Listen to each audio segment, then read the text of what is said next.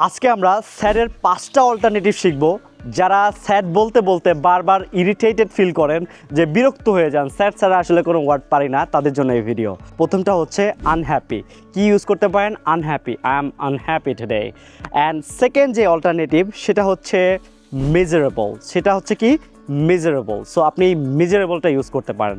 And third যেটা হচ্ছে ডাউনকাস্ট, ডাউনকাস্ট। Fourth যেটা হচ্ছে হার্ট ব্রোকেন। কি বলতে পারেন? Heart broken. এটা হচ্ছে নাম্বার 4, হার্ট ব্রোকেন।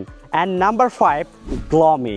এই 5টা অল্টারনেটিভ আপনি আপনার ইংলিশ স্পিকিংয়ে ব্যবহার করতে পারেন স্যাডের পরিবর্তে। স্যাডের পরিবর্তে যদি এই 5টা অল্টারনেটিভ আপনার ভালো লেগে থাকে এবং ইউজফুল মনে হয়, তাহলে অবশ্যই do the subscribe and click on the bell icon. And of course আমাদের একটা ফেসবুক পেজ আছে, ফলো করতে ভুলবেন না। Thank you so much.